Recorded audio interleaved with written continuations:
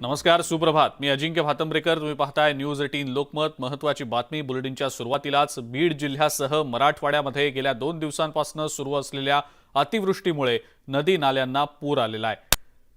शेतातल्या पिकासोबतच ग्रामीण भागातले अनेक ठिकाणचे रस्ते आणि पूल यांना याचा मोठा फटका बसलेला आहे. अनेक ठिकाणी रस्ते वाहून गेलेत, पूल खचून गेलेत.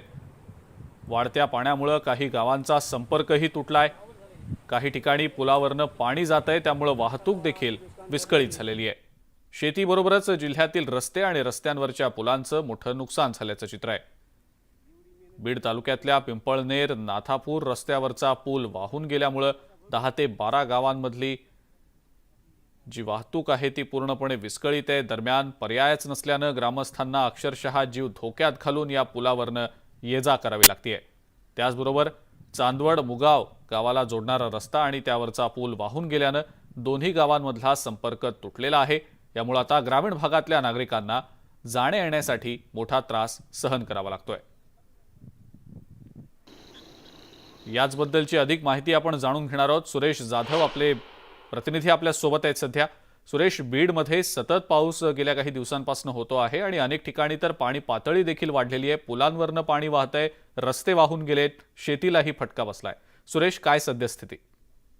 अजिंक्य, गेल्या 2 दिवसापासून बीड जिल्ह्यामध्ये जो मुसळधार पाऊस झालेला आहे, या मुसळधार पावसामुळे बीड जिल्ह्यातले जे नदी नाले ओढे आहेत हे ओसंडून वाहत आहेत. विशेष म्हणजे हा जो पाऊस होता तो जवळपास 571 मिलीमीटर पर्यंत आजपर्यंत पाऊस झालेला आहे.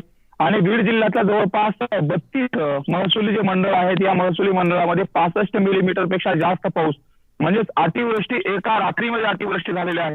सर्वात जास्त पाऊस हा पिंपळनेर महसूल मंडळामध्ये जवळपास 214 मिलीमीटर पाऊस हा एका रात्रीमध्ये झाल्यामुळे त्या परिसरातले जे काही नदी नाले ओढे आहेत, आपण जो पूल वाहून गेलेला आहे तो त्याच परिसरातला पूल वाहून गेलेला आहे. त्याचबरोबर शेतीतही प्रचंड नुकसान झालेलं आहे. पिकामधून पाणी गेल्यामुळे पिकांचं नुकसान झालंय, पण याबरोबरच जमिनी सुद्धा वाहून गेलेल्या आहेत की जी काळी माती आहे ती काळी माती वाहून गेल्यामुळे आता पुन्हा पीक आणायचं कसं, हा शेतकऱ्यासमोरचा प्रश्न आहे. त्यातच जर संपूर्ण बीड जिल्ह्याचा जर आढावा घेतला तर बीड जिल्ह्यात आत्ताच म्हणजे ऑगस्ट महिन्याच्या शेवटपर्यंत 394 मिलीमीटर पर्यंत सरासरी पाऊस असतो.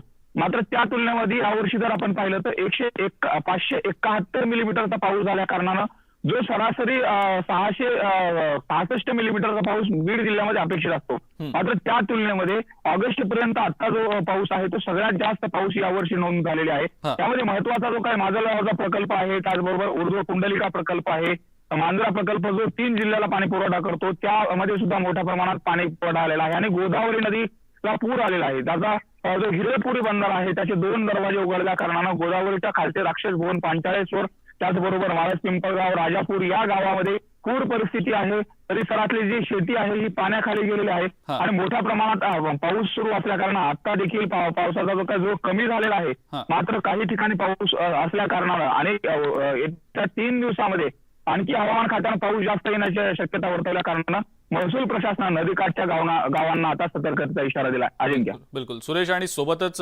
आपण जसं मगाशी सांगितलं काही ठिकाणी तालुक्यांमधले गावांमधले रस्ते वाहून गेलेले आहेत, पुलांवर पाणी आहे आणि त्यामुळे वाहतूक देखील विस्कळीत झाली आहे. काही गावांचा संपर्क देखील तुटल्याचं समजलेलं होतं. सुरेश, याबद्दल नेमकं काय सांगाल? पिंपळनेर, बीड तालुक्यातील पिंपळनेर म्हणून गाव आहे आणि या पिंपळनेर नाथापूरला जो काय जोडणारा रस्ता आहे त्या रस्त्यावरील पूल अक्षरशः पूर्ण वाहून गेलेला आहे. मोठ्या प्रमाणात पाऊस झाला त्याच सुरेश यांच्याशी आपला संपर्क तुटलेला आहे. आपण पुन्हा एकदा त्यांना संपर्क करण्याचा प्रयत्न करूया. मात्र रस्ते वाहून गेलेत, अनेक ठिकाणी पुलांवरनं देखील सध्या मोठ्या प्रमाणावर पाणी वाहतंय, त्यामुळं वाहतूक तर विस्कळीत झालेलीच आहे. अनेक गावांचा संपर्क देखील तुटलेला आहे. काही ठिकाणी तर गावकऱ्यांना अक्षरशः जीव धोक्यात घालून ये-जा करावी लागते. बीड जिल्ह्याला पावसाचा जोरदार फटका बसलाय. शेतीचं मोठं नुकसान झालेलं आहे. अनेक ठिकाणी सध्या पूरस्थिती आहे. नदी नाले ओढे दुथडी भरून वाहताना दिसत आहेत. अनेक भागांमधले जे रस्ते आहेत ते रस्ते वाहून गेलेत, पुलांवरनं पाणी वाहतंय, त्यामुळं ग्रामस्थांना जीव धोक्यात घालून प्रवास करावा लागतोय. वाहन चालकांची मोठी अडचण झालेली आहे, कारण पाण्याचा प्रवाह जोरदार असतो, त्यामुळे अशा स्थितीमध्ये वाहनातनं प्रवास करणं देखील धोक्याचं बनलेलं असतं, अडचणीचं बनलेलं असतं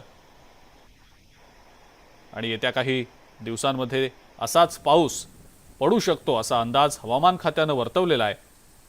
त्यामुळे पुढचे काही दिवस बीड जिल्ह्यासाठी आणि मराठवाड्यातल्या काही भागांसाठी कदाचित धोक्याचे असू शकतात। शेतीचं देखील नुकसान झाल्याचं समजतंय, त्यामुळे शेतकऱ्यांवर देखील मोठं संकट ओढावू शकतं।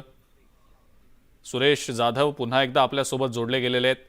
सुरेश, मगाशी मी प्रश्न विचारला होता आपल्याला, रस्ते जे आहेत काही भागातले वाहून गेलेत, पुलांवर पाणी आहे, त्यामुळे वाहतूक विस्कळीत झाली आहे, ग्रामस्थांना जीव धोक्यात घालून सध्या जाई करावी लागते। सुरेश, त्याबद्दल काय सांगाल? पिंपळनेरला जो काही रोडना रस्ता आहे त्या रस्त्याचा पूल अक्षरशः वाहून गेल्यामुळे आपण जो व्हिडिओमध्ये पाहतोय मोटारसायकलवाले, दुचाकी त्याचबरोबर मोठ्या वाहनांना ये-जा करण्यासाठी मोठ्या प्रमाणात अडचणीचा सामना करावा लागतो। बीड तालुक्यातील आणि जिल्ह्यातील जर पाहिलं तर आपण बहुतांश ठिकाणचे ग्रामीण भागातील जे रस्ते आहेत ते पाण्याखाली आहेत। शेतामध्ये सुद्धा गुडघ्या इतकं पाणी, गुडघाभर पाणी होतं। त्याचबरोबर घाट सावळी या ठिकाणी सुद्धा जोडणारा जो रस्ता आहे त्या रस्त्यावरती सुद्धा मोठ्या प्रमाणात पाणी होतं आणि राजापूर जो जे गाव आहे त्या राजापूर गावाला जोडणारा जो रस्ता आहे तलवाडाकडे जाणारा तो रस्ता अक्षरशः पूर्णपणे वाहून गेल्यामुळं त्या राजापूर गावाला चारही ठिकाणावरून पाण्याने वेढा घातलेला त्या ठिकाणी आजही वाहतूक करत असताना मोठ्या प्रमाणात अडचणीचा सामना करावा लागतोय। महत्वाची गोष्ट या ठिकाणी अजिंक्य ही आहे की जो पाऊस पडला एका रात्रीमध्ये जवळपास 214 मिलीमीटर पाऊस, काही ठिकाणी 234 मिलीमीटर पाऊस, म्हणजे अतिवृष्टी, याला मुसळधारपेक्षा कोसळधार म्हणावं लागेल का ती अतिवृष्टी या अगोदर अशा पद्धतीने कधी झालेली नव्हती। मात्र या जवळपास 32 महसुली मंडळामध्ये एका रात्रीमध्ये अतिवृष्टी झालेली आहे आणि याचं नुकसान प्रचंड आहे। शेतीला काढणीला आलेली जी काही पीक आहेत, सोयाबीन असेल, मूग असेल, उडीद असेल, त्याचबरोबर वादळी वारा असल्या कारणाने मका आणि ऊस, भुईमूग या पिकाचं मोठ्या प्रमाणात नुकसान झालेलं आहे। त्याचबरोबर फळ पिकं असतील त्या फळ पिकांचं सुद्धा नुकसान झालेलं आहे आणि जमीन खरडून वाहून गेल्यामुळे त्या जमिनीचे पंचनामे केले जावेत, शेतकऱ्यांना मदत दिली जावी। कारण जमीन जर वाहून गेली असेल तर पुढच्या वर्षी कुठलंही पीक येणार नाही। काळी माती वाहून गेल्यानंतर तिथं लावणार काय हा शेतकऱ्यासमोरचा खूप मोठा प्रश्न आहे। त्यामुळे पाऊस हा फायद्याचा जरी असला, कारण पाणी पातळी मोठ्या प्रमाणात वाढली। बीड जिल्ह्यामध्ये 144 मध्यम लघु प्रकल्प आहेत। या मध्यम लघु प्रकल्पामध्ये पाणी पुरवठा साठा बहुतांश ठिकाणी चांगल्या पद्धतीने आलेला आहे।